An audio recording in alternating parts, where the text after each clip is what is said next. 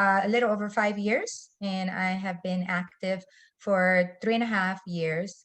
And I have a son. His name is Ian, and he's also an activist, and he is 8 years old, which you guys will get to meet him a little later on during the Q&A.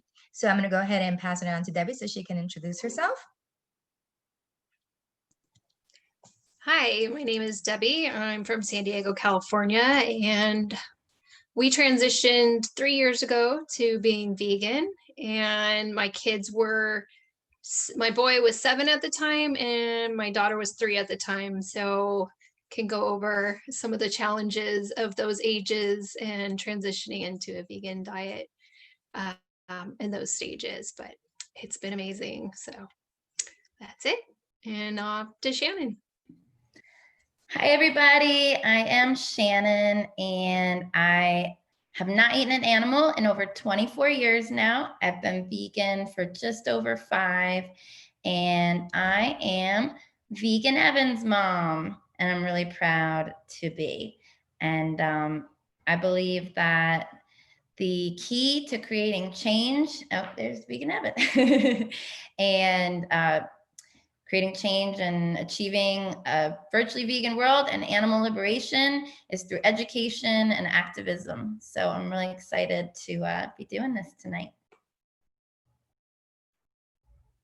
All right, thank you, ladies. So as you see, the workshop today is going to be hosted by the 3 of us. And we're super excited about this topic. And we honestly have been waiting for this topic to come around for a little bit. So I'm going to be the first one to speak today. And I'm going to touch on how to talk to your kids about animal agriculture and being honest with them about it. That's the first step that I took with my son. And Shannon will tell you the same. And, being honest and transparent with them so that they know what's going on and they can choose not to cause harm to animals. Now, in general, when we're born, most kids don't want to cause anybody any harm. They don't want to hurt animals.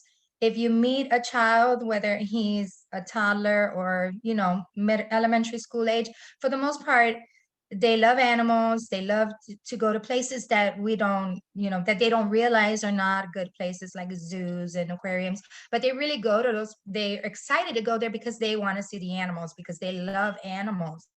But the problem when, these kids are born into a non-vegan home is that they're taught from a young age to eat specific species of animals. So to them, they don't understand what's going on. They're just eating their chicken nuggets because that's what they do every day, because that's what mommy gives me to eat, or ham sandwiches or bacon. And sometimes you'll ask a child, what's your favorite food? And they'll be like, oh, I love bacon.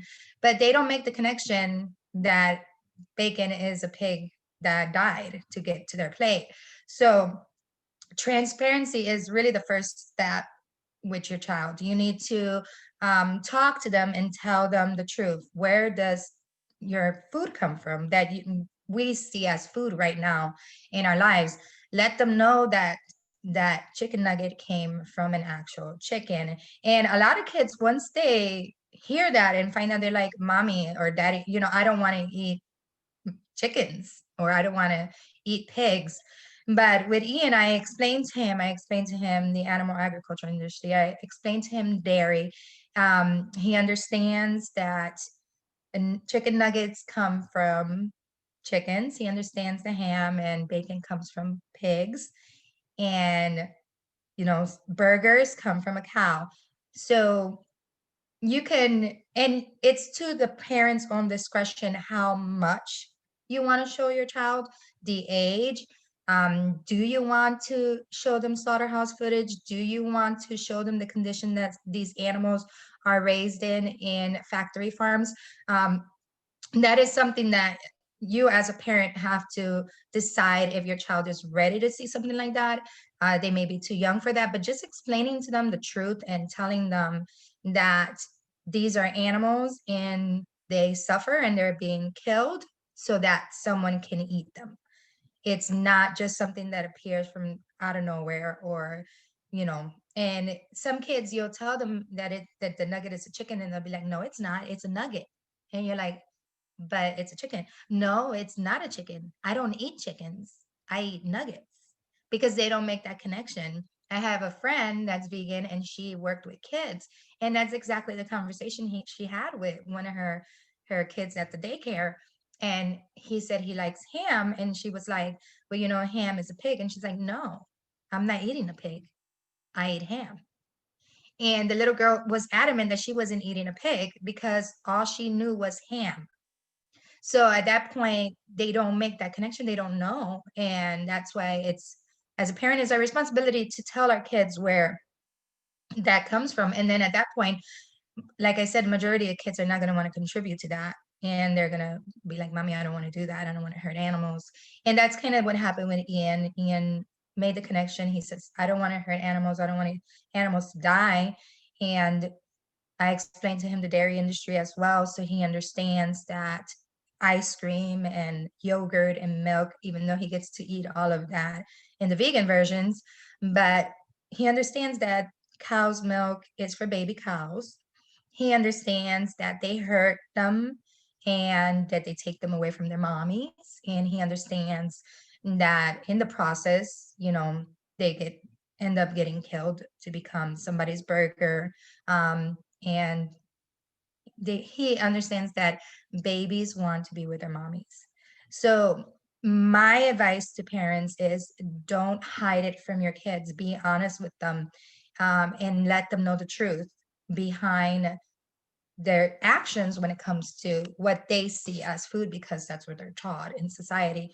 And let them make that connection, and then respect their connection. If they tell you, I don't want to do it anymore, then don't. And like I said, for the most part, kids, they're innocent. They don't want to cause harm to anyone. They don't want to hurt animals. So they're more than likely going to be like, I don't want to contribute to that anymore. And just continue to educate them and continue to show them. And then as they get older, once they get to an age where you're comfortable showing them the footage, maybe taking them out to places to show them the truth, you can do that. Ian is 8 and he's been doing activism with me, and he's been to slaughterhouses. He's done vigils. The first vigil we did was here in Orlando, and we went to a halal slaughterhouse where they keep the animals alive, and then people go in and pick them out, and then they get slaughtered on the spot, and then they take the body parts home. And they actually had a delivery of chickens and different birds. And that was the first time we ever saw a truck. And I remember us leaving, and he tells me, Mommy, that made me sad. I don't ever want to see that again. And he was like, probably 5 or 6. And he didn't like it. And then the next time we were going to do a vigil there, he was like, I don't want to go back because I don't want to see the animals being hurt. And it was sad, but I explained to him at that moment that that was just happen chance. That day that we saw a truck, you really don't see trucks at that slaughterhouse often. So I explained to him, we won't see another truck, and if we do, we won't go to the truck. We'll stay away so you don't have to see it. And then he was like, okay, then I'll go with you. But they have empathy. Kids are born with compassion and empathy. And we always use the analogy, if you put a kid in a crib with a bunny rabbit and an apple, the kid is going to eat the apple and he's going to play with the rabbit. So, and that's very true. That's why we just have to be very transparent with our kids and tell them the truth about the industry. So that's kind of what I wanted to share with you guys. And I hope you guys have more questions for us at the end. But if you have questions, just jot them down and we're going to answer them. And then I'm going to go ahead and move it on over to Debbie. Hey guys, so I'm going to be talking about the health questions that you guys get. Where do you get your protein, right? We've all heard it a million times. It's because we've been marketed to like crazy. And the real question, right, should be, where do you get your fiber?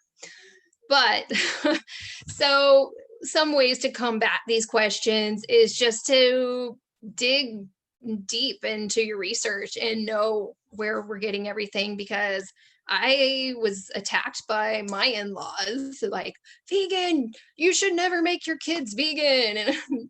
And so we've been battling for 3 years. We came a long way to your kid should not be vegan to, oh, we support you.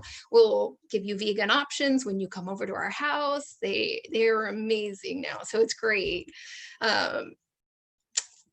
So it takes a lot of patience and education and in the proof. And even at one point I went and got my kids blood work done at the doctor's so I could prove, look, and my doctor even was, oh my gosh, they're amazing. Your kids are so healthy and their numbers are great. There was no iron deficiency or protein deficiency or B12 deficiency, none of that. And so we can all get this through nutrition. And so some of the things I wanted to go over was the position of the American Dietetics Association states that appropriately planned vegan diets are healthful, nutritionally adequate, and may provide health benefits in the prevention of treatment of certain diseases.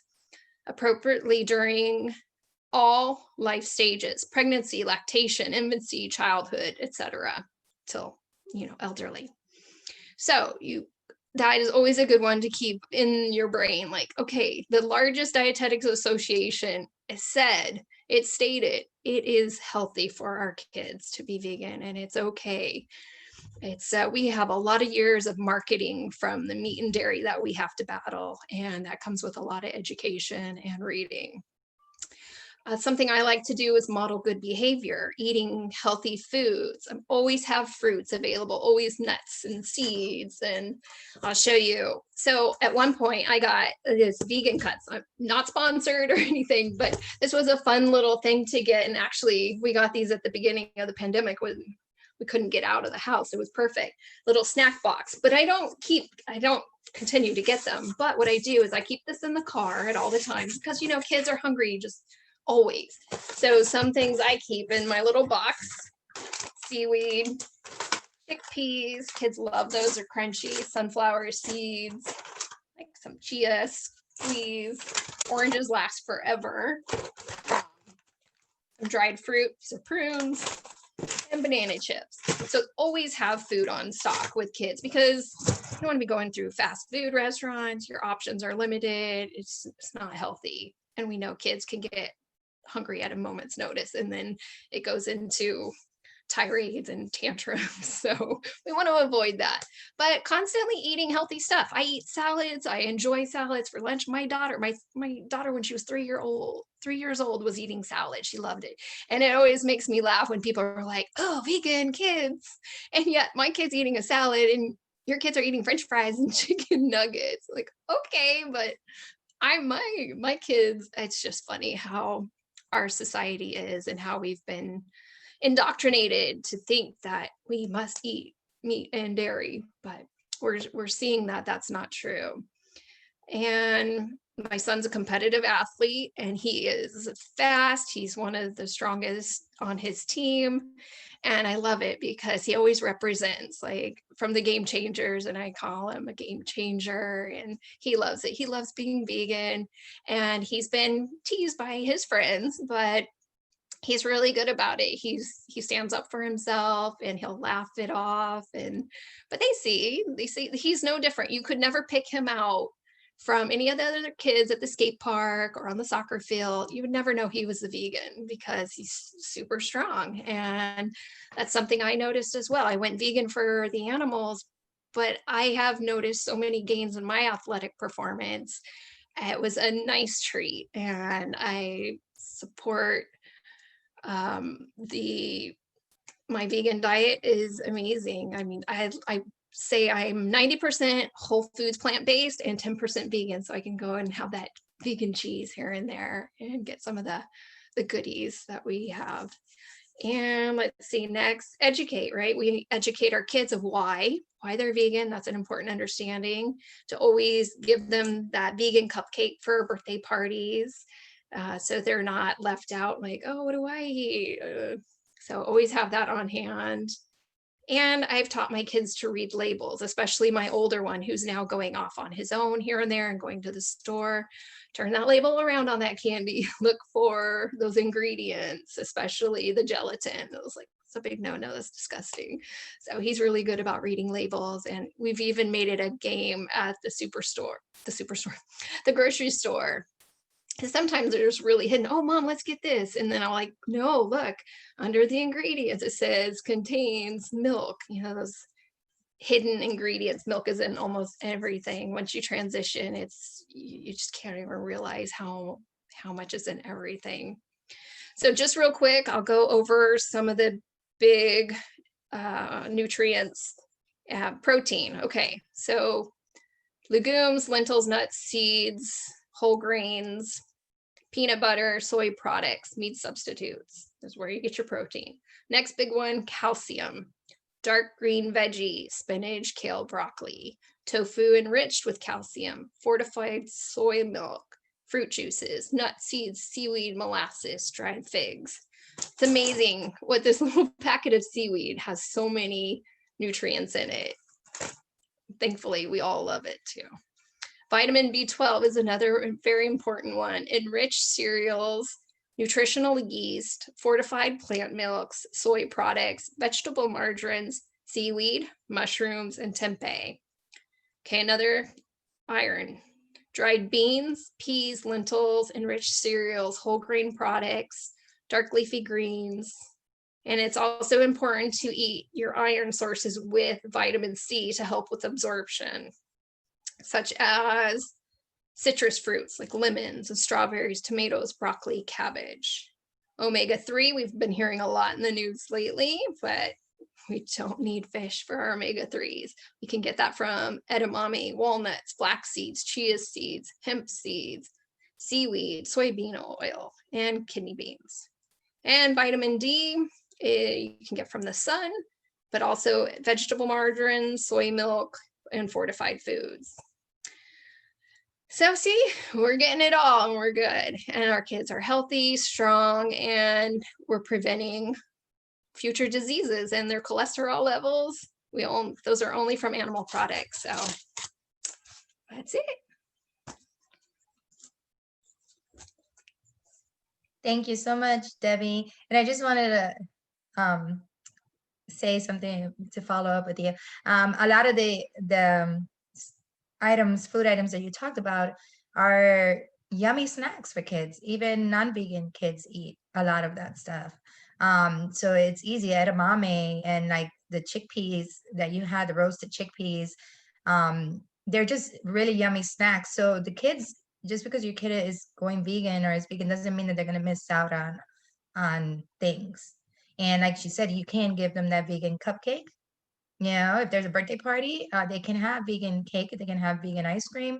And, you know, they're not going to miss out on anything, all the little healthy snacks. Ian loves seaweed, loves it. And I have some in the pantry and he walks out every day. He's like, I want seaweed. And my mom's like, you're going to turn into a fish eating all that seaweed, bud. But he loves it. It's a little snack he really enjoys. So yeah, I mean, a lot of the healthy stuff, it's fun for the kids to eat and they get to try new things. So you just make it fun. Like you said, play little games and do things like that and keeps the kids engaged and excited about their food. And they're not harming anyone in the process. So thank you so much, Debbie, for that. And then we're going to go ahead and pass it on to Shannon. Hello, everybody. Oh, this has been so amazing so far. Debbie and Annette, you guys are so awesome. You make me so happy. I've had a rough day and they just turned my whole day around. Well, I do want to say, before I forget, we also got some blood work done at the very beginning. Well, not at the very beginning, but about a year or so in. And that was to appease my mom and dad's friends. My mom and dad really weren't concerned. I mean, like I said, I haven't eaten an animal in over 24 years. And they didn't really give me a hard time, but their friends gave them a hard time. And my mom especially, she really worries about what other people think. And so she had a hard time with that. She kept bugging me about it. And we did that as well, Debbie. And everything was perfect. And the doctors were like, oh my goodness, so there was no concerns. Also, we have a box of snacks. I don't keep it in the car because I forget it and it would all melt, but maybe I'll grab it in a little bit. It's It's got a couple, I put gushers in recently. That was more for me, and I put them in there so I didn't feel so guilty. They're gelatin free, which is really cool. And so are fruit roll-ups and fruit by the foot, but I'm not making a habit of any of those because there's so many amazing healthy snacks, and we always keep the seaweed on hand as well. And we found seaweed at the Dollar Tree recently, 3 packs for $1. So that was really exciting. Annette and Veggie were over, and they stopped at our Dollar Tree before they went home because we didn't know if all the Dollar Trees had this or not yet. But you should check yours because if they do, it's like the best deal there is that we know of so far. All right, so I'm going to be talking about activism and also a little bit about kids getting bullied at school and made fun of. So I know I'm going to end up going on and on about the activism, and I have some cool videos I'm going to try to show. So let me go ahead and hit the bullying first because I don't want to get too wrapped up. So I think I have a little bit of my own personal experience here as well because of becoming vegetarian when I was 9. And back in 1996, that, wasn't the typical thing. And also PETA, who I love, by the way, but PETA attacked the tiny little town next to the one that I grew up in upstate New York over their name. And it was just a silly thing. Somebody didn't do research too well. Silly campaign that just the mayor like publicly laughed at PETA, and then everybody like extra hated me for being vegetarian, I think because of it. I'm just messing around, but that did happen more recently too in England. But anyway, I got made fun of every single day, to be honest. And once I got into middle school, the first day of school was my favorite. And it was because now we had periods. It wasn't just one group of people that you were with for the entire year. I didn't get to just say, "Hi, my name is Shannon and I'm a vegetarian" one time. I got to say it over and over again that first day of school and have everybody tell me how weird they thought it was and all the things that they, questions they had, because it gave me an opportunity to talk about it. Now, obviously, I didn't have the knowledge back then that I do now. I'm not condoning vegetarianism or saying it's a good thing. This is just my own personal experience. But I was vegetarian for 19 years before I found out about the egg and dairy industries and all the other various, which I'm still learning every day, by the way, about new awful things that happen to animals. And we never stop learning, unfortunately. But,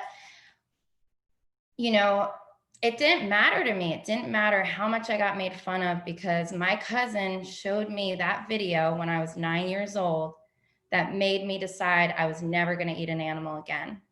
So that it didn't matter. I knew that I was doing something good. Now, again, I didn't know about the dairy and egg industries, so I couldn't really be at fault at the time, but I was trying my best to do better. So they really couldn't hurt my feelings.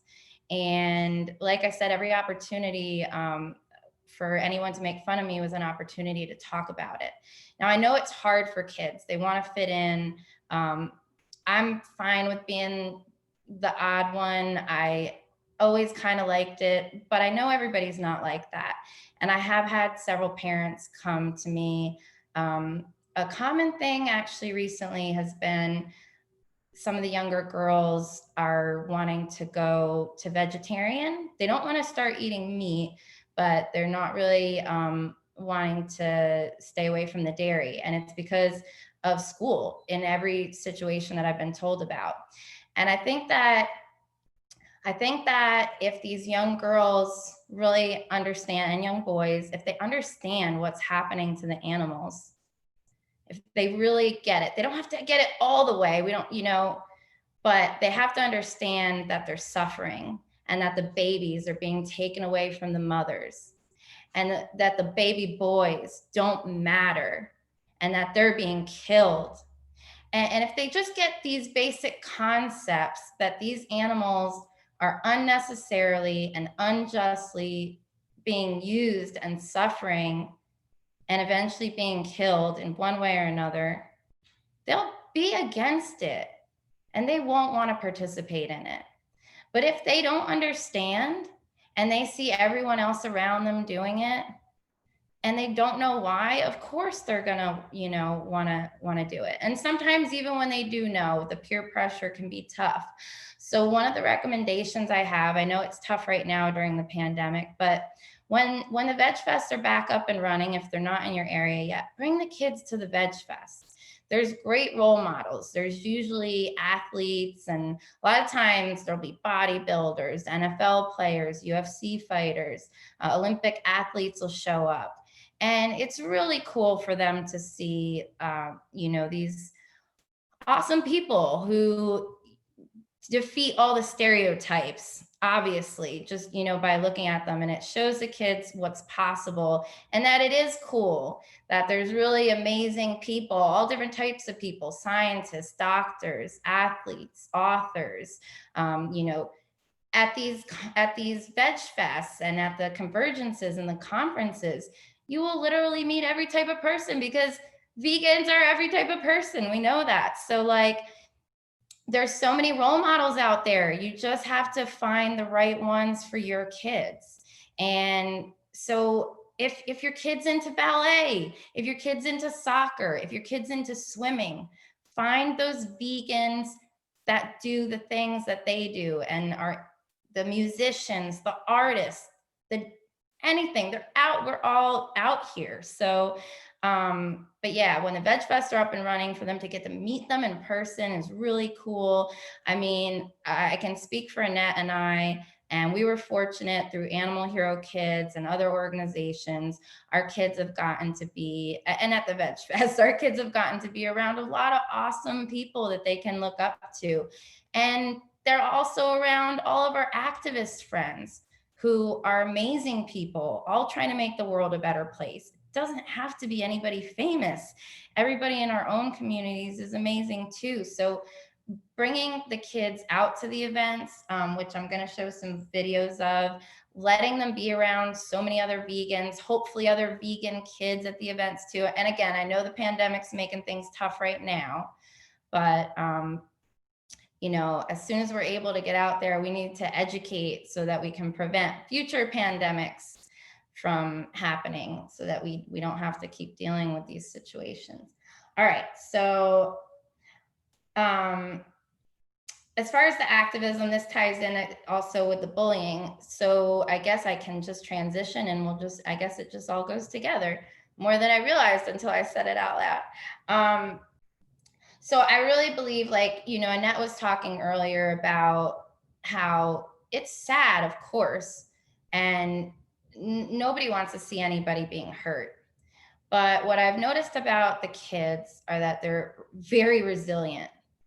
Honestly, every kid I've ever seen at any slaughterhouse has done super well.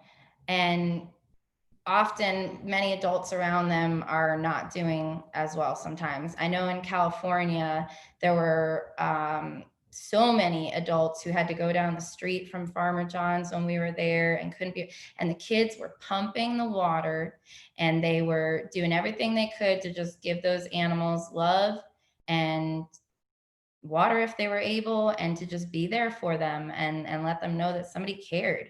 And they don't harbor the guilt, because most of the kids, like was said earlier, when they find out the information, if they're old enough, they will make the choice themselves.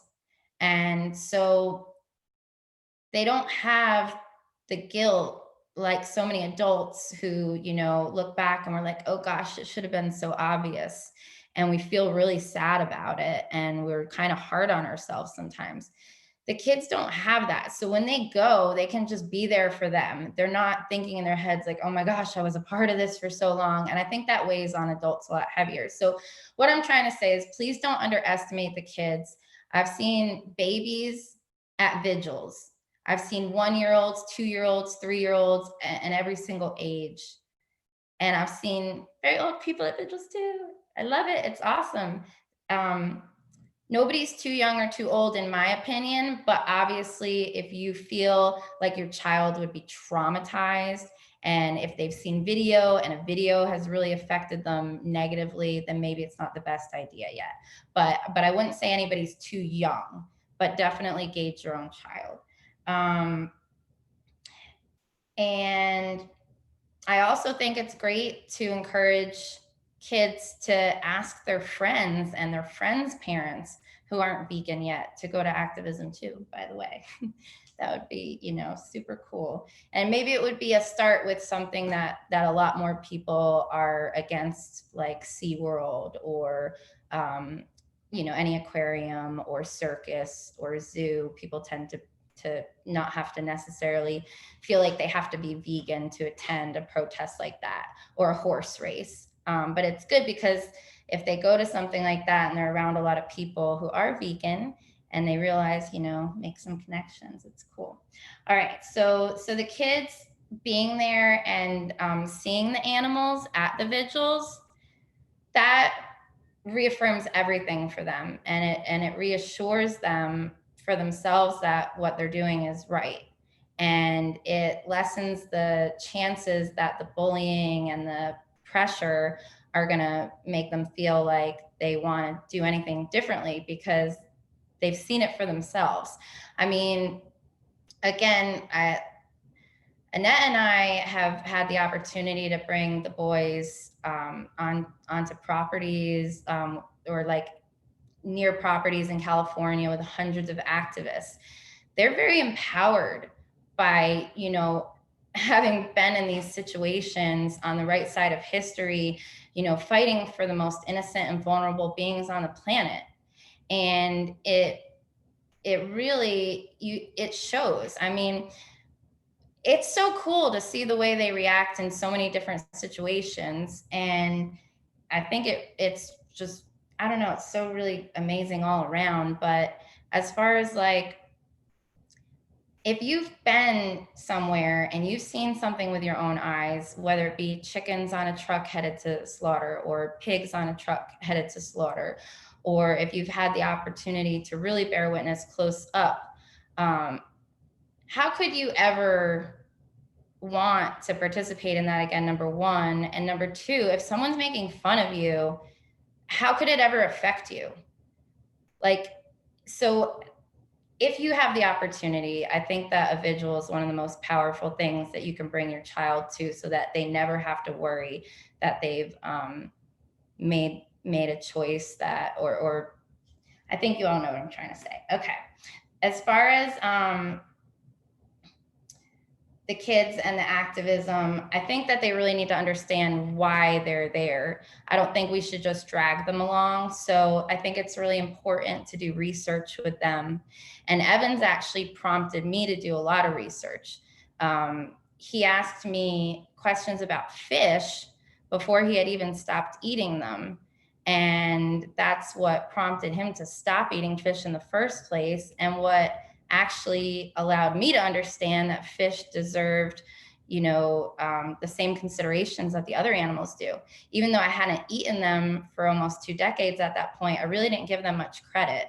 And I really believed a lot of the lies that were taught, the 10-second memories, and maybe that the hooks didn't actually cause them pain. I thought catch and release might have been not the worst thing in the world. So researching and finding out the information is going to allow them to not only know why they're there doing the things that they're doing, it's going to give them, more power to actually like speak out and stuff at the events. But then also it's going to give them that knowledge again when they're at school and people are asking them questions or making fun of them. They know how to respond, because they've done the research and they have the knowledge. So, even us as adults, we should be doing these same things. I know during the AAM tour, which was absolutely incredible, one of the most awesome things that I remember was Trey sent us some articles about Emory University when we were on our way there to make sure we'd all done our research. And because we were carpooling, we had the opportunities to read that out loud. And in the vehicle that I was in, I mean, we were all like talking about how we would feel if we were those animals, and we were crying, and we really got fired up. And it's the same thing with the kids. When they learn the information, they're going to have more passion to want to do something about it and create change. And when they create that change, that takes a lot of this weight off. And that was my next point, is that for the kids and for us, all this knowledge, which is very necessary knowledge, is so upsetting. I mean, I don't think any of us want to be fighting this fight. None of us probably want to be speaking up for anyone. We just wish everyone could be happy and treated fairly and right, and that no one was suffering, and that there didn't have to be an animal rights movement. But there is. There has to be lots of different movements, because lots of things are messed up right now. So having knowledge can really be upsetting, but doing something about it can really be uplifting. And when things are really, really crappy, trying to be part of the solution and not the problem can really make your life better all around. And I think it's a crazy world that our kids and us are in right now, and every single little bit of good that they can do is only going to make everything better. And when people criticize us for bringing the kids to activism and things like that, well, first of all, I always give Evan the choice. And I've gone to lots of different actions without him. I've gone on trips without him. And there's times where I feel that a situation might not be safe or good, or I just don't know how it's going to be, so I don't tell him. He's mad at me later on. Most of the time, though, I give him the option, and he'll opt out maybe 5% of the time, and that's fine. Sometimes it's because he had plans to go to a car show with my dad that I didn't know about, and he doesn't want to hurt my dad's feelings. And other times he's just feeling a little bit like it's not the day. And I think we should give them the option when possible. I guess the only time he didn't really get the option is when we were on tour last year. But he was down to do it all, but like, you know, he couldn't be left behind, and we were on a bus. So, but other than that, I mean, I think it's great. But when people say that they shouldn't be allowed to do certain things, like, I don't agree with that. It's their future. So they have, you know, I think most of these kids care deeply for animals, and they want to speak up for them. And I think that they deserve to be able to speak up for their health and educate their peers and fellow human beings about that as well. But like, it's literally their future that we're talking about. So they deserve to be able to speak up and to be able to do activism. So I know the Q&A is going to be awesome, and I know we got to get to that. I just want to say, and I got to show you a couple of videos real quick, but I just want to say, I think it's really important to empower kids, make it cool. Like, for example, one thing, well, okay, so very exciting. Evan started school. He's in his 3rd week right now. And even though it's a 100% plant-based school, there's only a handful of vegan kids and families. So he's like so excited. He spoke there last year, so some of them already remember him.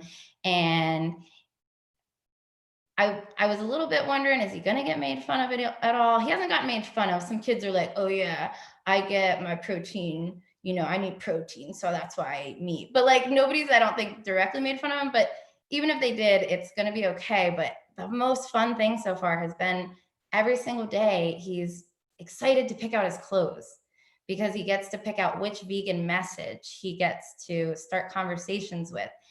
And he requested that I make him a shirt that said "Vegans eat meat." And I don't know if any of you have seen, but there's an awesome song on YouTube that you can, oh, that's another thing. You got to show the kids all the awesome vegan songs. Preview them first, because some of them get a little bit graphic, but there's so many awesome vegan songs that'll really get the kids excited too. But yeah, there's a cool song, "Vegans Eat Meat." And Tori Washington, who is one of the awesome guys down in South Florida that the kids really look up to, He's a bodybuilder. He's never eaten meat in his life, and he's been vegan since 1998. Sorry, he's never eaten an animal in his life. I don't know. I think I've been saying euphemisms a lot tonight. But yeah. So basically, the vegans eat meat. It's plant meat, obviously, but we want people to ask questions. And so I asked Evan, did anybody say anything about your shirt? He said, it started a lot of conversations, and he was so excited. And it's really cool because, like, you know, there's so many teachers at the schools now that are vegan and they can't say anything, but the kids can. So it's pretty cool. But yeah, if we give the kids the knowledge and empower them, and we make it cool, we make it fun, and we show them the role models so that even when other people tell them it's not cool, they know that it is. Let them see the game changers. If you think they're too young for certain parts, know when those parts are coming up and fast forward real quick, because the rest of it is going to be really, you know, awesome for them to see and learn. And they might not take it all in, but they're going to take a lot of it in. And kids are like sponges, so they make incredible activists. I mean, I'm going to show you right now. Yeah, I'm going to say I mean like 20 times because I'm really excited. Okay, so Zoom doesn't do well with videos. So my solution was that I'm going to try my best to hold up my phone and show you very steadily. But I tried to duplicate the videos so that it would be easier and they wouldn't go to the end of my camera roll. So I wrote the dates down. I apologize, give me just a second. And the first one that I'm going to show you is actually, I'm only going to show you a few seconds, but it's a march that we did in California. And I think it's just really neat to see the way that the kids are just right up there, excited. Oh gosh, it should be right here. Let me concentrate for a second.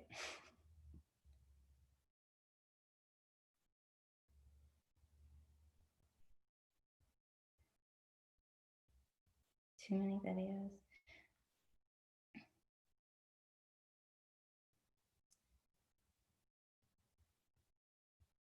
Sorry, guys. It's right here.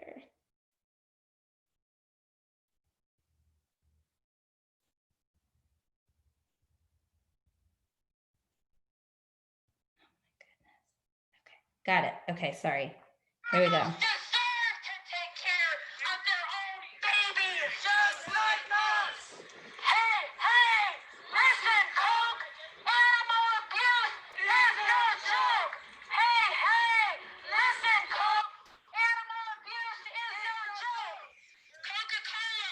So this was a Fairlife protest. It was asking Coke to please not support what had happened there. But it's just, Evan and Ian are always super proud. We have lots of situations where you would think that maybe kids would be nervous or scared. They're always right there, calm as can be. They speak so well because they have so much knowledge, because they've seen so much firsthand. And they impress me every time. Really, Vegian says the most incredible things. Like, I was having a hard time finding his first speak out earlier. This is from England, from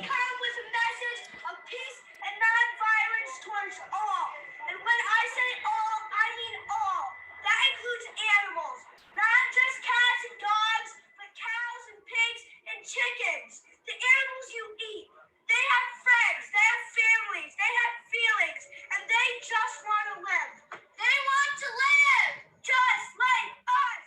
They feel pain, just like us. They have families, just like us. We encourage you all to at least try veganism and stop eating these sweet, sentient beings that just want to live. Go vegan! Go vegan!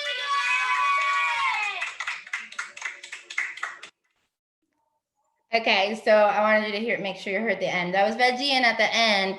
Go vegan! So that's super cool. I I think it's very inspiring. These kids inspire me. And I think that they're going to be able to create so much change if we give them the right tools. And I don't think that they're going to, even if it's still a little bit right now where they get made fun of, I don't think it's going to be like that for much longer. It is so cool to be vegan. It is so cool to do your best to cause the least amount of harm that you can. It's so cool to be ahead of the times. So the kids, even if they're a little bit upset sometimes, and you know that they can't, that they feel like they can't have certain things, or like they're holding themselves back, they're going to be grateful in the future. I mean, I can't imagine, like, you know, never mind. I'm going to keep that one to myself. Let me show you one more that I have. That was really cool. Okay. So this is, I'm going to fast forward through part of it, but what I want you to see, this is a girl named Scarlett. Oh, Annette, could you? Yes, please. Okay, thank you. Annette is actually going to play. This one's going to make me probably cry. Okay, go ahead, Annette. This is the one I was looking for that I was having a hard time. Make sure to unmute though. Okay. All right. So here we go.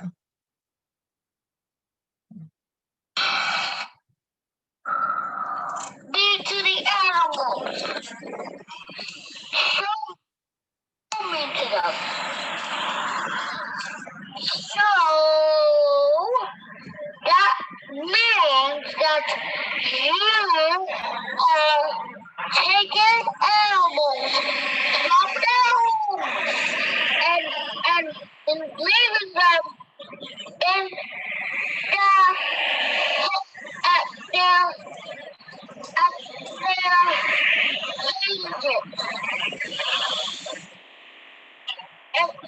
And that is not their home. Good job, baby.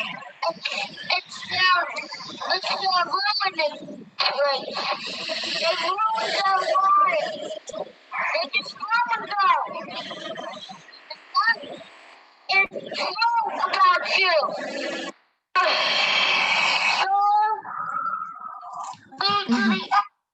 That was at Miami Seaquarium, where we were doing a protest for Lolita, the whale, that's the orca that's been captive for 45 years, 42 years, Shannon. And It just hit 50 years that she's been held captive against her will. that was the first speak out he ever did. And those were his own words. Nobody coached him to say anything. He spoke from his heart at that moment. Yeah, it was a little bit fuzzy on my end, but it was so incredible. Sometimes the kids, when you first ask them a question, they might give a short answer.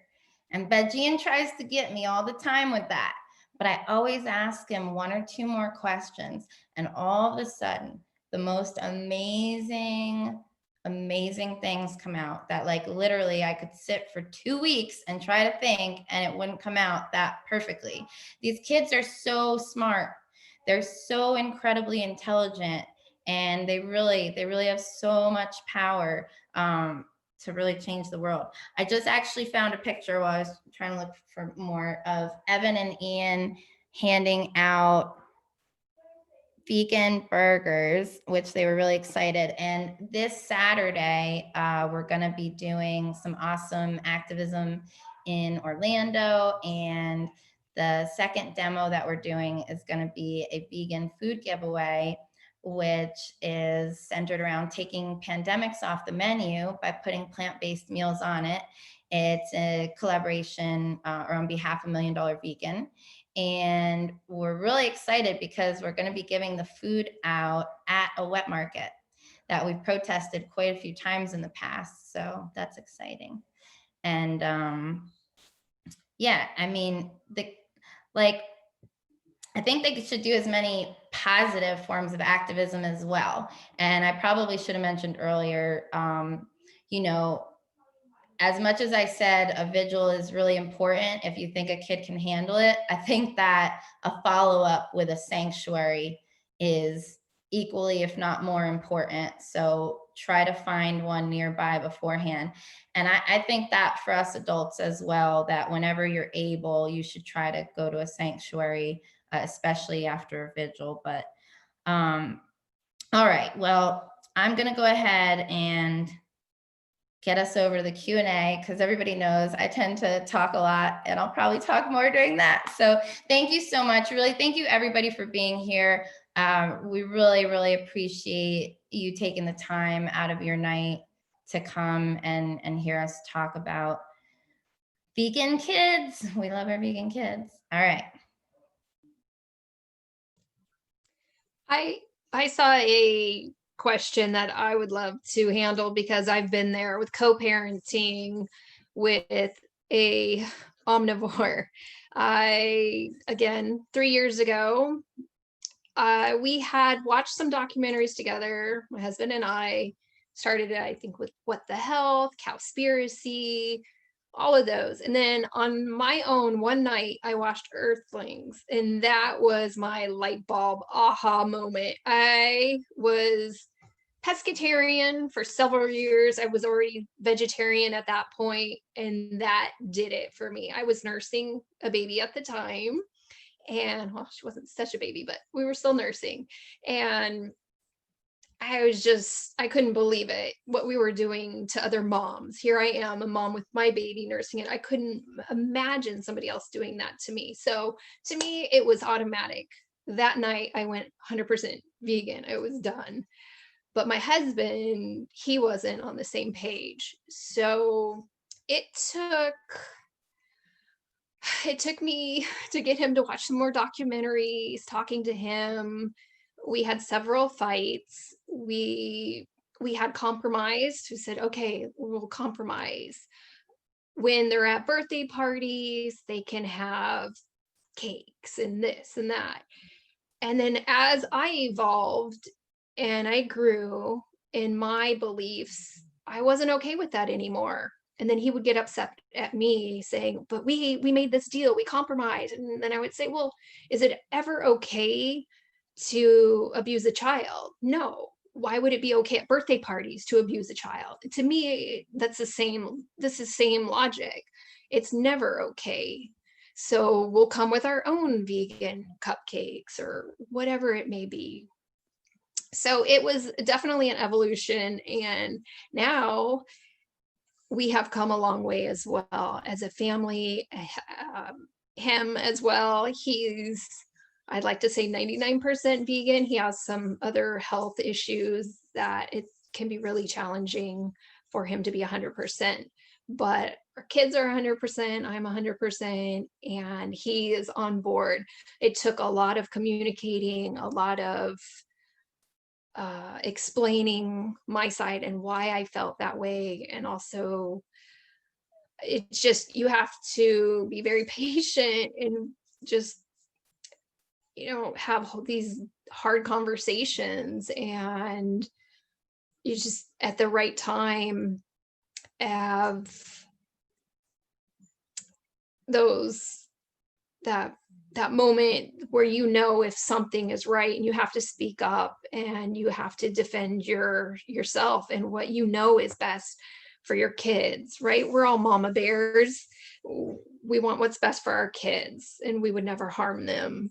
And that getting that message across is important. But I hear you, and I've had other friends who've had some problems too, and especially with broken homes, there's been lots of problems, because what can you do when your child goes to the fathers or the mothers and they don't have that same philosophy as you? That could be challenging, but we have to, that's again, educate our kids and knowing the why, because if you know the why and they know the why, then the how becomes much easier. Okay, pass it off to whoever else. Yeah, thank you, Debbie. I think that's the key is education. I think it's a matter of educating the kids and, like you said, making sure they know that why, and trying to educate your partner as much as they're willing to listen, and hopefully, um, they'll understand why you want to raise your kids vegan. And then the kids should have a voice in it, especially if they're a little older and they don't want to consume animals. Um, and I know it's hard because like broken homes and things like that.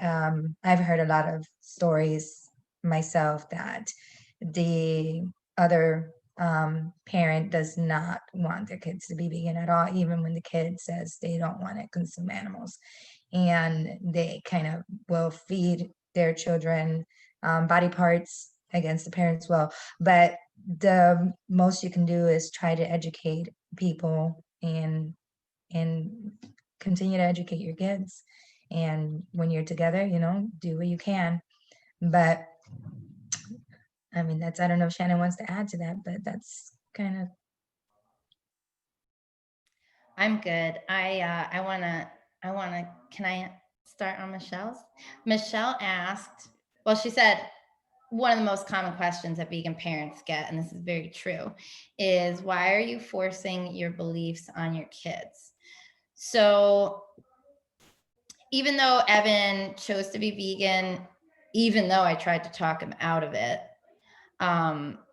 the truth is, had I known the information, I gotta look about that. I just didn't know yet. I just didn't know anything about it. We actually went vegan the same day. He didn't let me talk him out of it. But what I was gonna say is, the truth is, had I had the knowledge back then when he was born that I have now, I would have had to force him to be vegan, because how could you, like Debbie said, how could you abuse your child? Like, I didn't know that I was like, I didn't know I was eating bad things. I didn't know I was giving him bad things to eat when, we were doing dairy and eggs. And so like just the health implications alone, even if the animal cruelty wasn't a factor, I couldn't give any of that to him. But I do know about all the animal stuff. And had I known that back then, I also would have felt just as compelled to have him be vegan. But, it worked out for us that he has a really awesome story that's, helpful. Kind of makes me look like a dope trying to talk him out of it. But, it's okay. I got to tell the truth. I'm grateful. We're here. We're here now. Thanks to Vegan Evan. All right, I want to show you guys really quick. But yeah, I mean, forcing beliefs, people, I would say to that, do you think this is extreme? And if a person had said you're forcing your beliefs, then they would. They think it's extreme. So then I would be like, so you really think that it's extreme to say that you love animals, you care about the planet, you care about your own health, but then do something 3 times a day and also have your kid do the same thing? Like that, it just doesn't make any sense. That's extreme and not what we're doing. And so forcing beliefs wouldn't be just feeding kids plants that are healthy for them and taste good. It would literally be like forcing kids to eat the decomposing body parts of innocent animals that they care about, that's really bad for their health and bad for the planet that they live on. Like that would be forcing beliefs.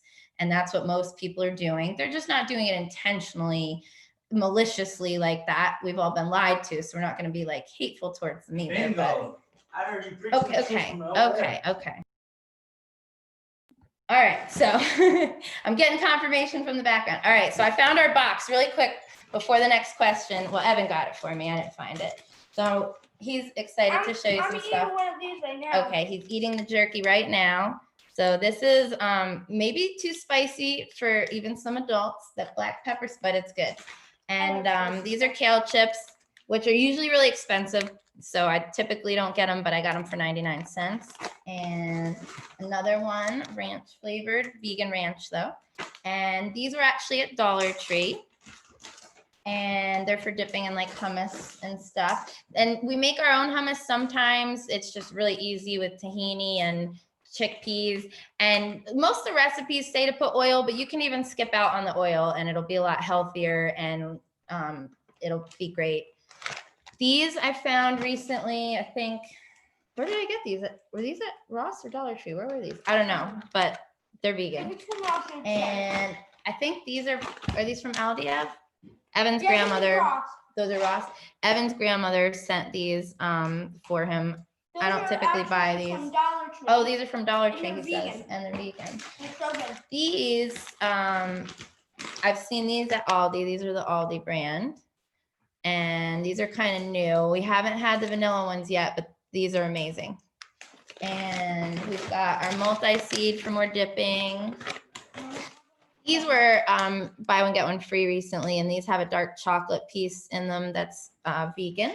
And they had another bag that Evan just finished off as a school snack that was vanilla glazed walnuts and different stuff like that. He said, we've got a bunch of packs of applesauce in here. We've got cheap off-brand Fritos from like probably Dollar Tree or Aldi. Remember, I told on myself earlier about the Gushers, so there's a few packs of them. These corn nuts that say nacho, and basically I think every corn nut flavor, the ranch, the jalapeno cheddar, they're all vegan accidentally. So those sometimes are at Dollar Tree. They're almost always at gas stations. We've got some random like yummy snacks, some vegan Nature Valley, just some Brazil nuts, and we keep things like that in here too. Extra packs of crackers, some other random bars, and then Evan keeps some of his like drink mixes that he likes to mix with water here. But yeah, I think that a Cliff Bar, I think that things like this, and you know, all three of us that are doing this, I didn't even know they had snack boxes. They probably didn't know each other did either, or that I did. Well, Annette might have known about mine, I don't know, but either way, like we didn't even plan that. We just have them. This is a great way to make veganism fun. And let kids know, like, people tell you don't have options. Look how many options we have, and they don't hurt the planet the way that your friends' options do. Like, and they're delicious, and so then they don't have to worry, and they just, you know, it just makes it great. Okay, there's my box gone. Go back to questions. Sorry. All right, cool. I want to add on to Michelle's question. Also, I think that one thing that I would say is that we as parents are responsible for our children, and we're not going to let them do something that's going to harm them. So we're in charge of them. And when they're minors, we take care of them. We say yes and no. And sometimes we'll tell them, no, you can't do something because we feel that it's dangerous for them and it's not healthy for them. So we know science has proven it. There's so much science, there's so much evidence out there now that consuming animal products is dangerous for our health. There's a study that shows that children by the age of 10 have streaks of cholesterol buildup in their arteries at 10 years old. So because of the standard American diet and eating and consuming animals from the moment they're born, if they're not breastfed, then they're on cow's breast milk. So they're already consuming cholesterol from day one if they're not fully breastfed. So those are all factors that as a parent, you got to think about, and you're not going to feed your child Doritos in soda every day. I mean, that's just, I would say that's a normal consensus across the board, whether you're vegan or non-vegan. So why is it wrong for us to feed our children a healthier plant-based diet?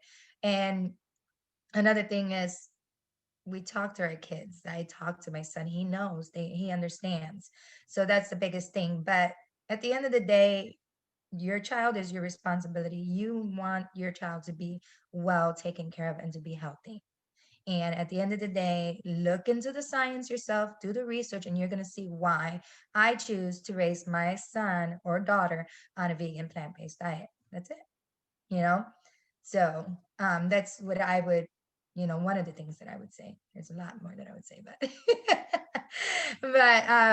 anybody, we have any other questions? You can unmute yourself and Go ahead. We don't have anything in the Can chat I right now. follow up Yeah. too on that question as well? And I was never given a choice as a child. So it always makes me go crazy because so many people are forced to be whatever their parents are. It's just been normalized that their parents are forcing them to eat animal products. And yet, when is it ever okay to ask a parent, judge a parent for raising their kid by their beliefs, whether it be their religion, whatever? When is it acceptable to then question, or why is it acceptable to question a vegan parent of that question, of their philosophy, of just doing no harm to animals, trying to create compassionate kids, to love all? That's my 2 cents. Yes, Debbie. Yes. What? Evie, come here. Okay, so there's a question here. The question. What do your vegan kids want to be when they grow up? All right, so I am running for president in 2048. I want to be a pilot and a lawyer for sure, and if possible, a doctor for both human and non-human beings. All right, Animals. Yeah. cool. Yeah. Evie, would you say, are See you, Vegian. oh, you see that? There's It's like Veggie. glitching in. Oh, he's got cool jammies. Hey, Vegian. So are you super worried about the future, or are you optimistic about it? What do you think? Well, I'm worried about like what the worst thing could happen is. I mean, it's terrible to think about, but I truly do believe that we do have a chance. We can make the change, and we can reverse all the bad that's happened to the world. We can save it. All right, Vegian. Vegian, what do you want to be when you grow up, my friend? I want to be an astronaut.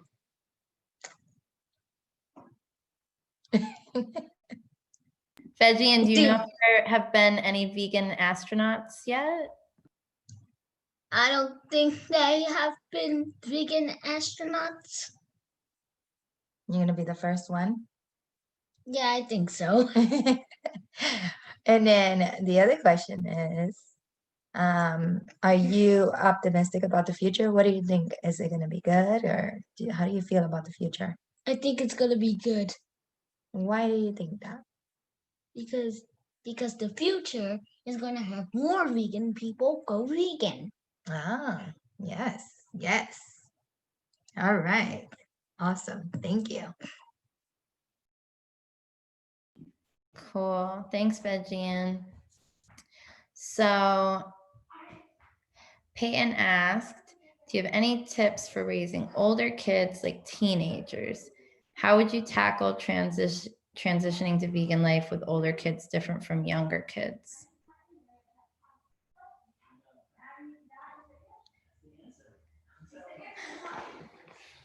Anybody want to take a try at that?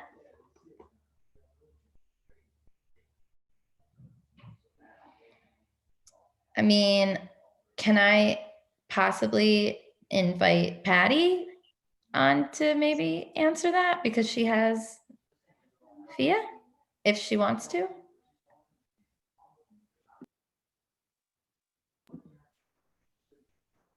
All right, maybe not. Patty, you can always just unmute if you feel like it. You don't have to video if you don't want, or you can do nothing at all. Totally up to you. Well, in the meantime, I mean, Shannon, sorry. okay. I am out walking the dog. Sorry.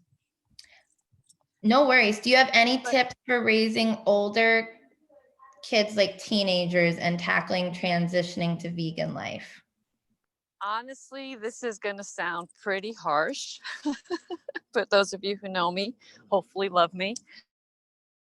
I honestly, I didn't give them a choice, especially once I finally went through my divorce, as terrible as that may sound, but that was kind of the last nail in the coffin. I just always raised my kids with appreciating and empathizing for animals, as well as any kid in their class, if they ever saw someone that was lonely or saw someone that was sad, I always wanted them to have them feel included, right? So I wanted them to feel the same way with the animals. I wanted them to see that animals had feelings just like we did. And that's how I always raised my kids. Once I started becoming more aware, because I've been vegetarian since I was 17, so I'm 53 now. Um, Once, sadly, I started becoming more aware a little later in life of basically the chicken and the dairy and seeing how horrific that was, which is mostly for most people the last two, right? I said, there's no way, there's no more. I showed them some videos, and I think they were tweens, my guys, and then Sophia was much younger.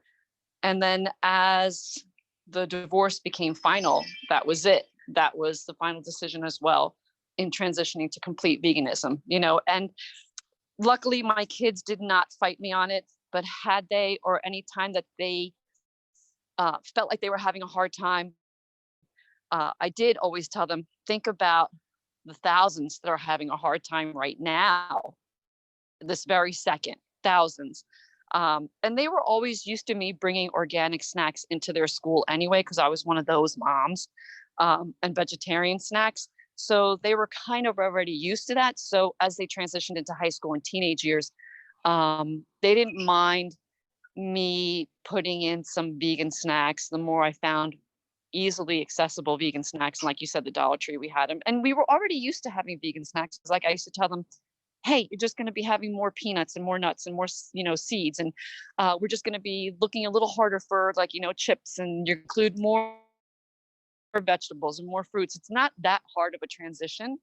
But basically, no, I did not give my kids a choice. And if they ever did kind of say, well, what am I going to do at this party or whatever, I always sent them with food. And I said, now's your opportunity to show other people how proud you are of your compassionate side, and that you are hoping that they will join you, and not, if they're your real friends, they will understand. And luckily for my guys, I have to say with all three of my kids too, I was very lucky. They were never ostracized. They were always accepted, and their friends used to think they were pretty cool, and they were like, wow, and they would try it. So I have to say I was very lucky in that my kids, their peers, even if they did get teased here and there, their peers for the most part were very accepting. So I don't know if that helps, but yeah. Thank you, Patty, very much. We appreciate that. Of course. And I know one of Patty's children pretty darn well, and she's one of the most amazing, sweet teenagers I think I've ever met. I mean, she's way more awesome and sweet than I was when I was her age, and she's a really cool vegan. All right, so I would say same type of thing, like with the knowledge. I know I can just imagine if when I was a teenager, if my mom had the information and she was able to give it to me, oh my gosh, I would have done so much more than I did as a vegetarian at that point. I was doing activism, but I didn't know about all the stuff, so I didn't fight as hard. And had she brought that information to me, we could have done such cool things. And now I'm glad that Evan and I get to share the information and figure out cool ways to help inform other people about the things that are happening so that they can make changes for the better as well. I know, I was talking to a friend earlier today, and she's got 3 kids. She's been vegan herself for about 6 months, and her husband and her 3 kids are not yet.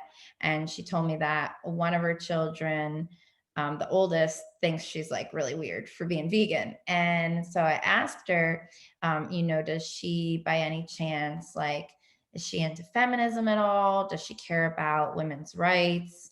Does she care about any types of issues in particular that you might be able to show her how the dairy industry, for example, relates, and how animals are being exploited and oppressed?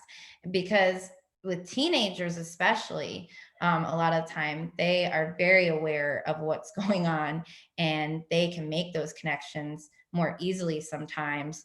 And they also know what to do with the knowledge. They know how to share it. They're really good at social media. I mean, I'm terrible at social media. If Evan's Instagram is a pure example of how awful I am at social media. But these kids, they're on it. They're on TikTok. I mean, some of the adults, like Debbie's got her TikTok going on, and that's pretty darn awesome with TikTok too. I'm bad at all of it, but yeah, I mean, but the kids, they're so good at these things. And gosh, like imagine, it's the same with the adults as far as I'm kind of pushing the activism heavy tonight. I know it's vegan kids, but really, it's the animal activism mentorship program. So with the activism, they say like only 1 out of 100 vegans is an activist. And you would assume maybe it's even less with the kids, maybe 1 out of every 500 or something. I'm not going to say anything like I know, but I would assume it's even less because of the actions. We see hardly any kids most of the time. So imagine if all these kids were empowered with knowledge. I mean, like, and then they go to school and they share that information, and kids want to do something about problems. Like and like has been said multiple times during this evening tonight, kids, it's easy for them. They don't want to be mean to animals. So when other kids find out, they're going to want to stop. They're going to bring information to their parents. It's back to like what I said earlier. The kids have so much power and knowledge, and teenagers with social media have an extra edge, of extra way to really share information and make veganism cool. And like, it's just, yeah, it's super cool. So for teenagers, I think it's just got to be made hip and fun. And maybe it has to not just come from mom or dad. Maybe it has to, be going to a veg fest or seeing somebody speak, or maybe it's as simple as a documentary, the right documentary, because everybody's not interested in the same things, or finding out about the right athlete or celebrity, or again, artist or musician or whoever. It just could take anything.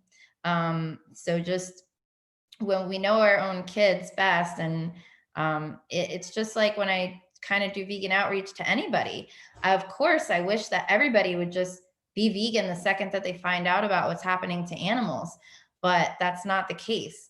And I think a big part of the reason is because people are so good and they don't want to be a part of such terrible things. And I'm sorry, I'm trying to read the comments and stuff. Trey, what's up? Trey has his hand up. Oh, hey, I didn't mean to like interrupt your thought, but I just wanted to add something to it. Full disclosure, I'm not a parent, but I am a son and a former teenager. So I just wanted to share real quick that, I saw some slaughterhouse footage when I was like 16 or 17, and I didn't go vegetarian, I didn't go vegan, but it really impacted me. And part of the reason that I didn't change is because I really didn't know how. That was, a little bit before the internet was around, but it wasn't so accessible, and there weren't so many resources and stuff like that. And, seeing that footage as a teenager really made me, it really, really impacted me. And I think, most teenagers are capable of watching that kind of footage. So maybe if there's a parent that's vegan, if they just, it's kind of like with the kids, show them the why, and teenagers can maybe even handle a little bit more than the younger kids can. So I know I saw that footage, and if I'd had a parent like Patty, then, maybe I could have changed right away. But I just didn't know how. I thought that we had to eat meat and all this stuff. But yeah, I just wanted to share that because I being a teenager, and seeing that, it really affected me. And I didn't go vegetarian until years later, and didn't go vegan until years after that. But that was a strong seed that was planted. And, I think most teenagers, if they've never seen footage like that before, if they were to look at it, then, maybe that would, at the very least, make them understand why a parent is, enforcing like a vegan household or something like that.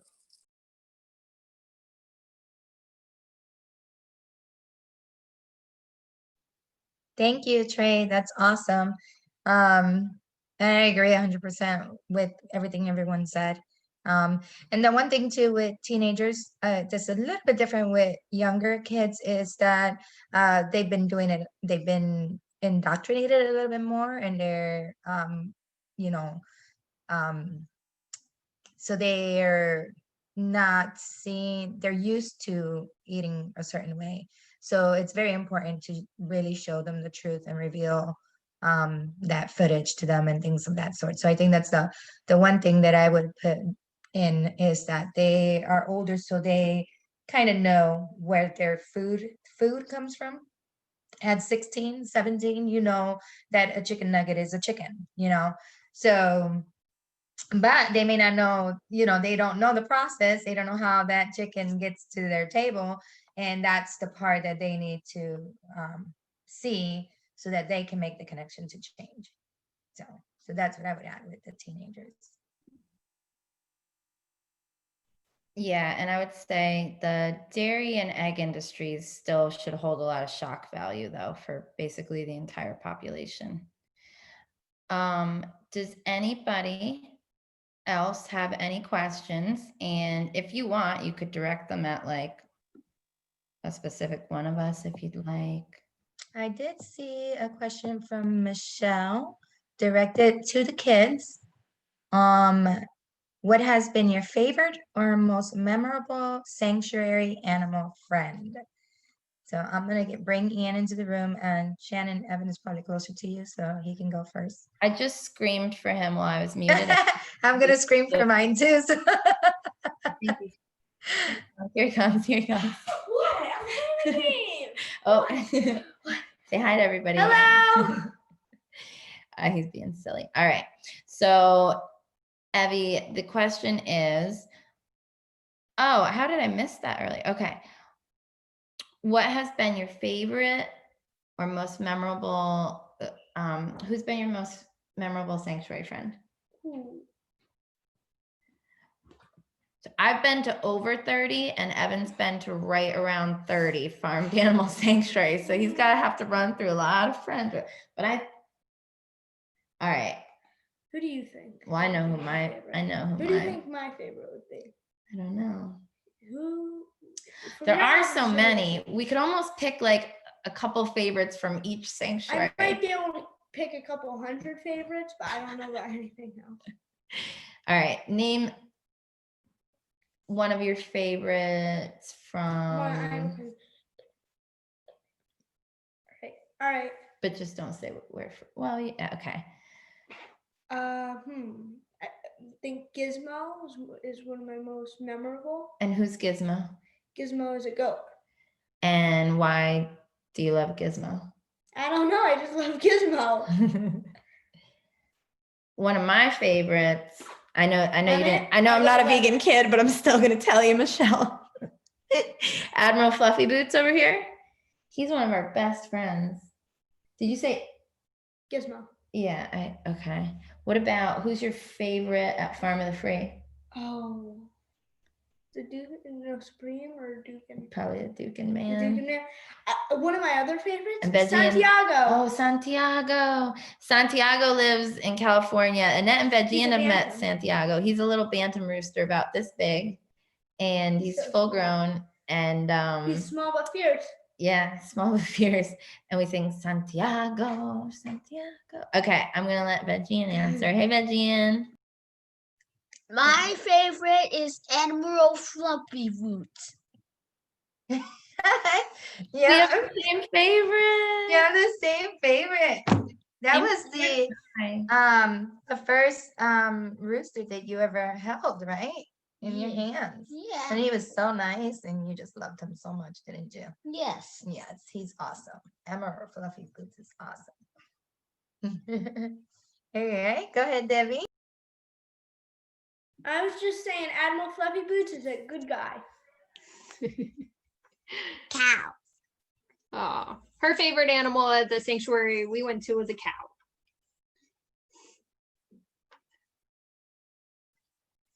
It was a cow. Her favorite animal at a sanctuary is a cow. Cows are awesome. I love cows too. Aw. Eggs. Evan, sorry, he thought you said Evie, not Debbie before. It's okay, no problem, no worries. Hi. And another vegan chick. All right. So Annette, do you have a picture of Veggie and Admiral Fluffy Boots handy? I think I can get it really quickly. It's on his. It should be Admiral really- Fluffy Boots is like the most amazing chicken. He's a fancy man that He's a changes fancy hearts. man. Like he's a hearts and minds. My clothes. changer. I'm going back to work. And he is super sweet. Let's see if we got you and our Fluffy Boots in here. Nope, I do not have it handy. Oh wait, no, I do have it handy. Hold on a second. Oh, I do because you I might have to sent turn your them. background off because we couldn't see the video earlier. Yeah, I will. So See a mess. I apologize. Okay, so this is Ian and Amaral Fluffy Boots. Hold on. Let me. It's in my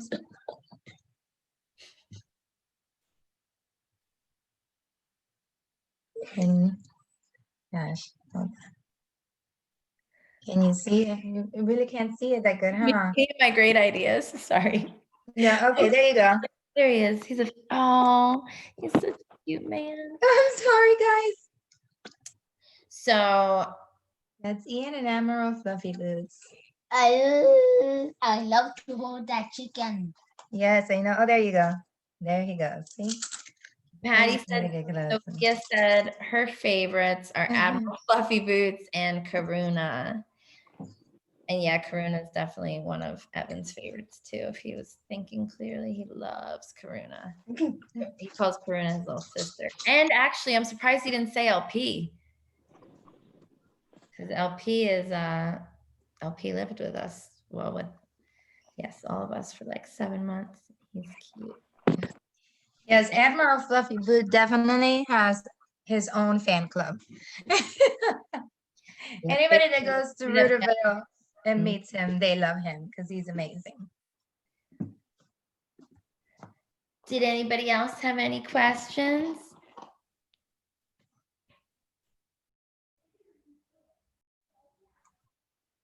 Yeah. Hey, I got a question. All right. So you guys can hear me, right? Okay. So first and foremost, thank you very much for putting this up. So my question is the setting that you guys have been teaching us with how to like guide our children, like our kids, whether it be young kids or older teenagers. But let's go into younger kids. What if they come up to you as parents and they look up to you and they ask the question, Mommy, Daddy, why is Grandpa eating animals? So they're vegan already, but they see their mom and their dad, or maybe just if you're co-parenting, just one parent is vegan with the vegan kids. But how do you respond to that when they approach to you and they're just so confused why it's so simple to see the kindness of not eating animals, but they see other adults not doing the same thing and they're causing harm, which is really confusing for the kids. So how would you guys address that?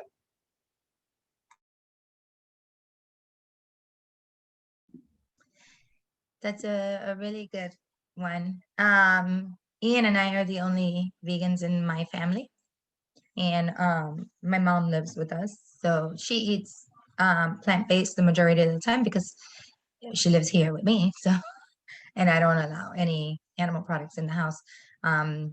She does once in a while will go out and get herself something to eat and then, bring it and eat it really quick. But most of the, I would say about 98% of the time, Ian talks to her about it and tells her that she should go vegan. And he understands that not everybody is vegan because they don't understand, they don't know what we know, and they haven't made the connection. So he's 8 years old, but he's got the mind of, I don't know, an old man sometimes. But and he surprises me with his logic and his reasoning at his age. But he does understand that not everybody has made the connection. He understands that we need to educate people, and he understands that even with our family, that they just haven't made the connection. And he'll sometimes say his cousins, they still eat animals, and they need to learn, they need to see the truth. And I always tell him, well, you have to talk to them about it and tell them.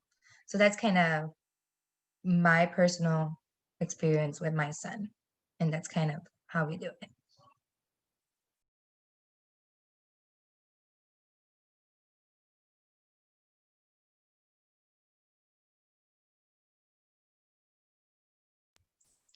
I've got a photo bomber, sorry.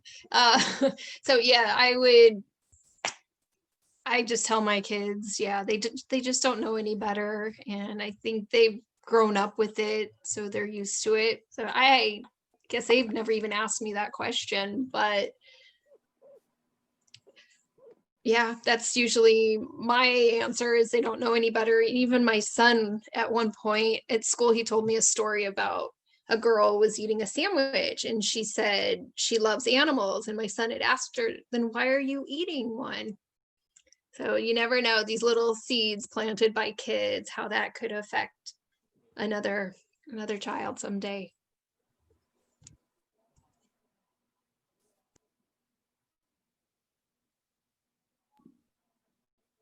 Those are great answers. Yeah, Evan kind of like asked my mom herself. This is before being vegan, but so like Evan stopped eating most animals when he was 4. And then later on, like a few months later, he stopped eating sea life. And then a month after he turned 5 is when he went vegan. But like the in between, there were a couple things that happened. And one of them was upon him prompting me to do research with him and finding out about the sea life, he said to my mom herself, Grandma Lynn, if you save bees and ants and spiders, why are you eating fish and crabs? And that was it. She was like, oh, yeah, I don't have a good answer for that. And I don't want to be a hypocrite, so I guess I'll stop. And then, well, like I said earlier, my parents, my mom's vegan all the way. My dad's pretty much, but I think I mentioned that earlier. But I guess the closest would be like my mom and dad's friends that are not vegan yet. But Evan, it was never really like why. He's always understood, like we've been born into a world of normalized violence, and good people are doing bad things because this is what they were taught.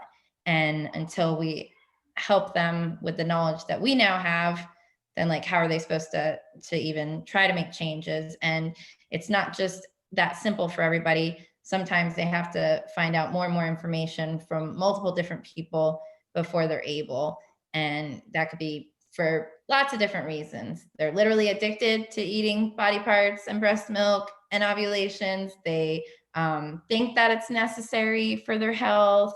They, lots of different reasons. And what I've come to believe myself, and the thing that keeps me sane, is that if people are not vegan yet, and like Annette said also, they just don't get it yet. If they understood it and they really got it, they would be vegan. So instead of having hate for people that aren't yet, or being angry at them at all, we just want to continue to try to help them and feel sorry for them in the meantime. And I think that's like the understanding that Evan and I have come to together. But yeah, I wouldn't ever badmouth people, especially family members, to a child. I would try to create a culture of empathy and compassion, and just let them know that they just don't get it yet, and let's continue to help them and not be too mean in the meantime. Once in a while though, you do have to yell. That's what happened with my daddy. I had to yell to get him to initially stop eating animals, but that doesn't usually work with everybody. So I wouldn't do it on the first attempt. Amazing answers. Thank you very much. Second question, because I love to throw hard ones, right? Real quick, Debbie's got to go. Thank you so much, Debbie. We love you. Thank you. Sorry, Mikey, go ahead. You're good. So, all right. So now your kids are in school, but let's just pretend for you, Shannon, in particular, that they're not going to a plant-based school. So what can we do as parents, if we are parents of vegan kids, to help out with the situation with what they're serving there at school? So this question goes for parents of vegan kids or pre-parents of vegan kids, or if we're not parents, that this is information that we can share with other parents, right? I'm so sad that Debbie just had to go because she was recently telling me and Annette that she has been able to have some success in meeting with some of the higher ups. I forget if it was the principal or who. I think it was. And she was in the process of scheduling another meeting. Oh, Debbie, you're back. Okay. Wait. Oh, I was cleaning up. I wasn't all the way. I could still hear, so I'll pop in real quick. But yes, so it was never a problem with my son. I always packed his snacks and lunch. And it was this year, my daughter started kindergarten, and she asked, Mom, I want to go through the lunch line with my friends sometimes. And I was like, oh no, here it goes. Okay, so now I have to step it up. I need to have a conversation with the principal now. There are absolutely no plant-based vegan options at our school. Every day it's hot dogs or pizza or cheese or dairy. There was no getting around it, like, oh, well, let's pick this day. There's just no option. So it's like, okay, I have had to now go through the principal and the nutrition department and ask for an option. I started with, can we at least do 1 day a week where my daughter can feel like she's just like a normal every other day kid with all her other friends, and she has an option to go into the line. I have my aunt, actually, she works up in Washington at a school, and she told me that by law they have to offer an option for your child, whether it be their allergy, religion. So I don't know if that applies in all states or which state. I need to look into it further in California, but I wanted to first start that conversation with her school, with her principal, and I'm still waiting to hear back on that. But that's all I have for there. But bye, guys, now officially.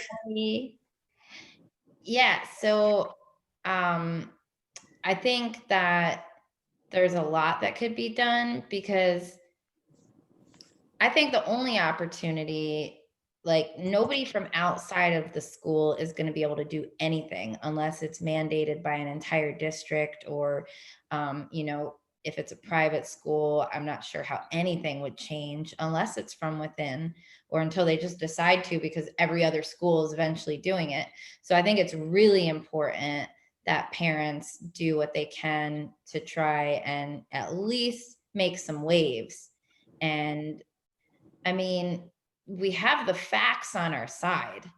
And really, I feel like I don't even understand how group 1 carcinogens are being served in schools. It's literally insane. Like, it makes zero sense to me. It makes me angry to even think about it. I'm so grateful that the school is plant-based, but if it wasn't, yeah, I'd be going nuts, and I'd probably be like, I don't understand.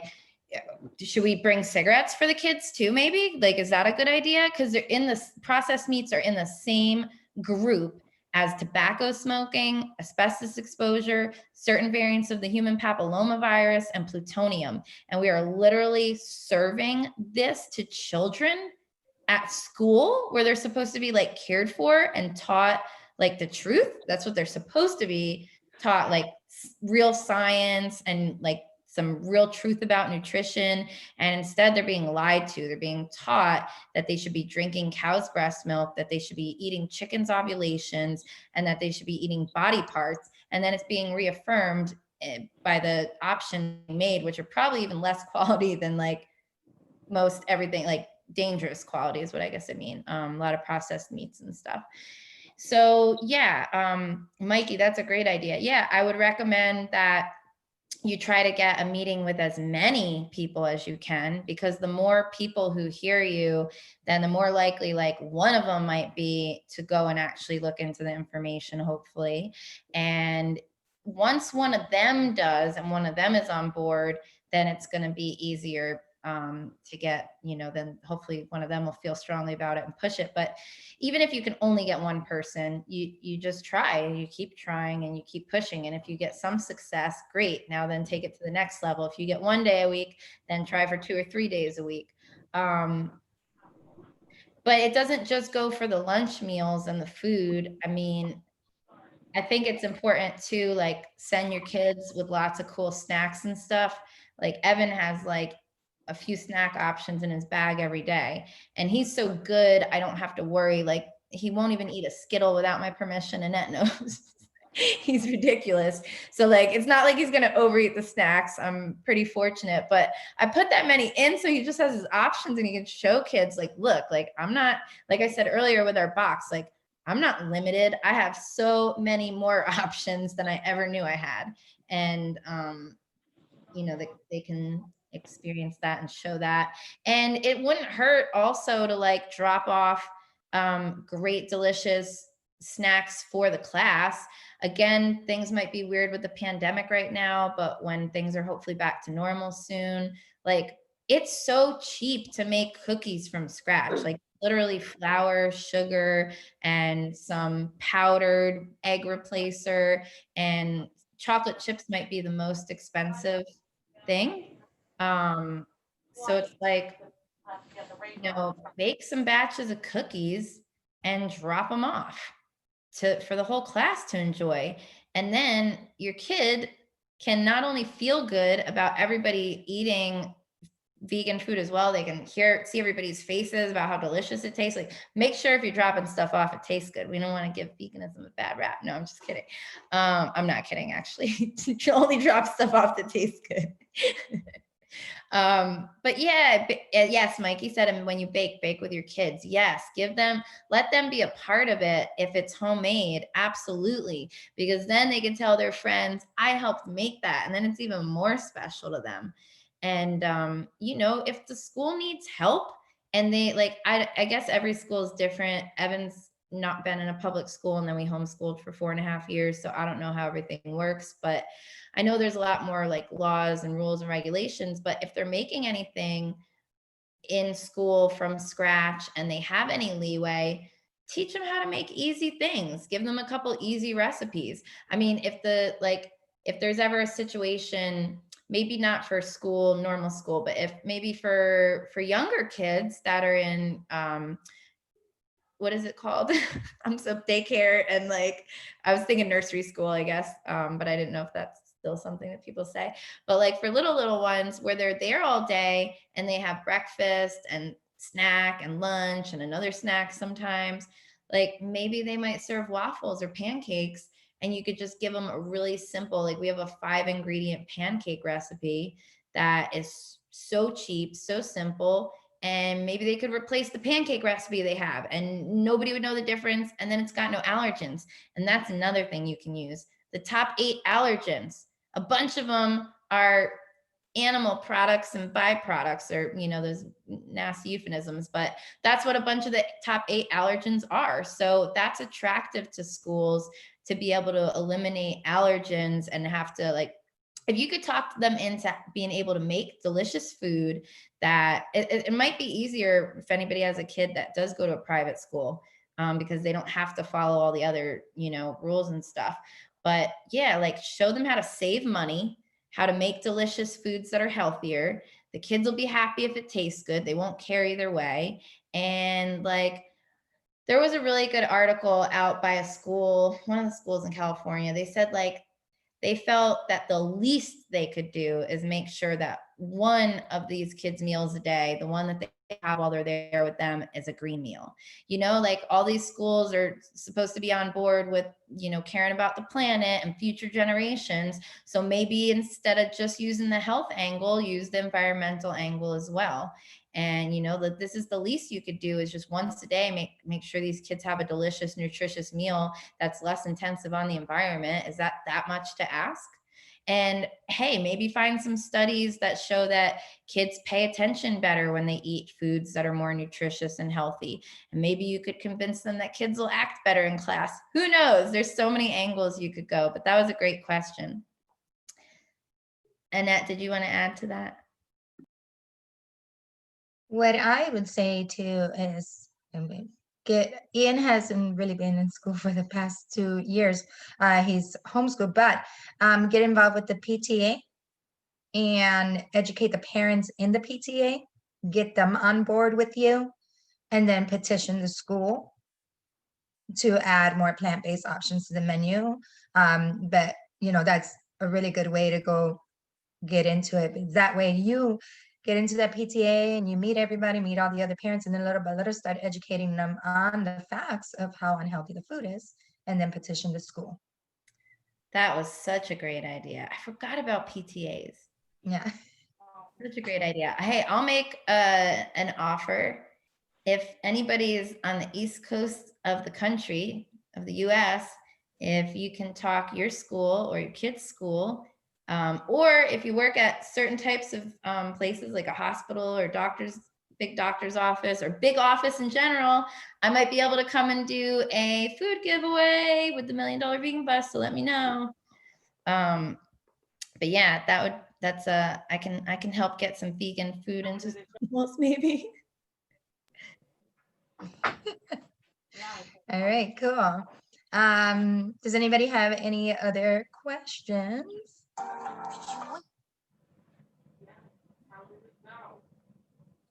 Yeah, All Patty, right. we could do a high school. They have to agree. We're going to be doing one at Evans School in about a month. And like I said earlier, only like a handful of the students and families are vegan.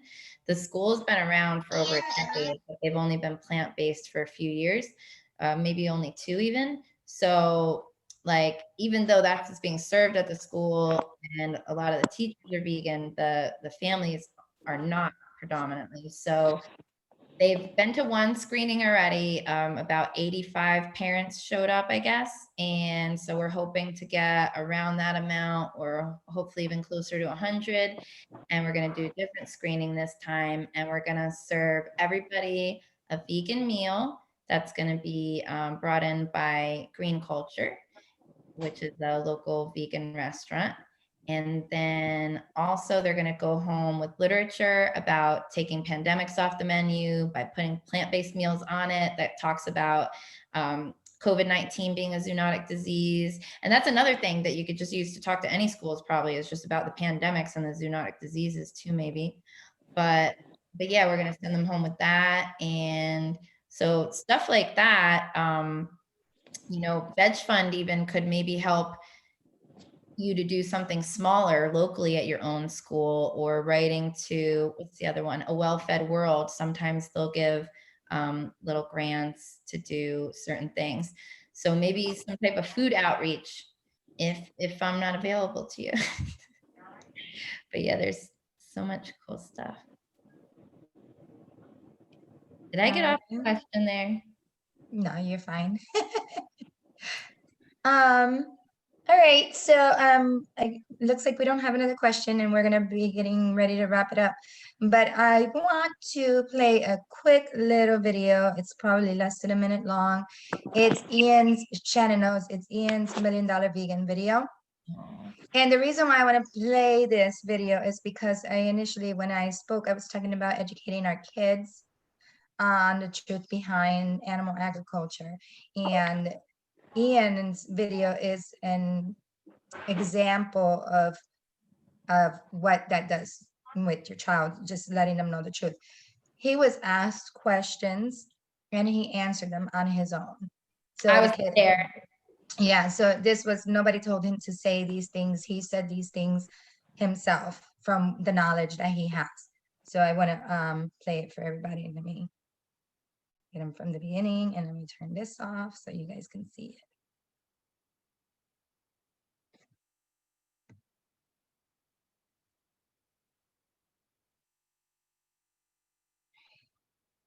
I feel Hold like on. it's very Sorry, guys, I'm trying to get it from the beginning.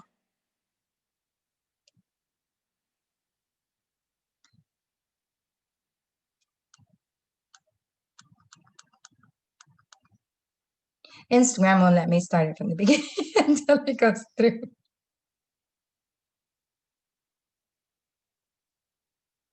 And this was the $1 million vegan campaign that the kids were a part of for 2019, January 2019, right? Shannon, no, 2020. December 19, January 2020. Yeah. So at the time, okay, here we go. So I'm playing from the beginning for you guys. I'm Ian and I'm 6. I'm vegan because my mom told me about what's happening to those animals, and then I went vegan because of what was happening. I feel like it's very sad to for these animals to get turned into food for humans to eat. It's really not right, and it's not really that good for the planet. In China, they even do it into dogs and cats. We are the ones who cause everything that's happening to the planet. Every single thing that's happening to our planet. My wish is for everybody to go vegan. I'm Ian and I'm 6. So that was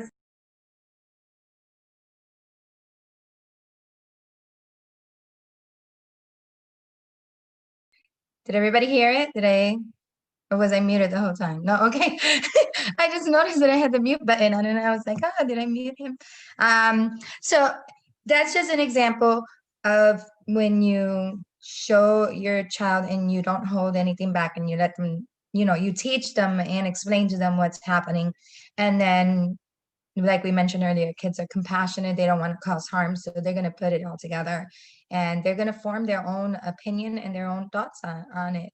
And that was an example. And all the kids that were part of the campaign all did videos, and they all spoke from their hearts. And the videos were amazing. And if you ever have a chance to go, I don't know if $1 Million Vegan has them on the website or whatever, but you can go on Ian's Instagram page, and I'm sure Vegan Heaven has them up.